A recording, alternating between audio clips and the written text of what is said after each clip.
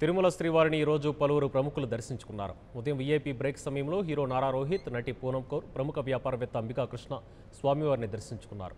ఈ సందర్భంగా ఆలయ సిబ్బంది వీరికి తీర్థ ప్రసాదాలు అందజేశారు. రాష్ట్రాన్ని అభివృద్ధి దిశగా పరిపాలించే సమర్థవంతమైన నాయకుడిని ప్రజలు ఎన్నుకుంటున్నారని అంబికా కృష్ణ ఆశాభావం వ్యక్తం చేశారు.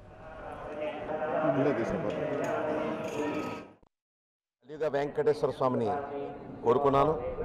అలాగే ప్రజలు కూడా చాలా అనుభవజ్ఞులు కలిగినటువంటి నాయకుడిని ఎన్నుకుంటానని మాకు తెలుసు. మంచి అనుభవం ఉన్నటువంటి నాయకుడిని ఎన్నుకొని రాష్ట్రాన్ని అభివృద్ధి దిశగా పరుగులు పెట్టించే దిశగా ప్రజలందరూ కూడా సహకరిస్తారని నేను కోరుకుంటున్నాను. ఆ వెంకటేశ్వర స్వామి దయ వల్ల ఆంధ్రప్రదేశ్ ఈ భారతదేశంలోనే అగ్రగామి రాష్ట్రంగా వెలుగొందాలని. For more updates, please subscribe 99 TV Telugu.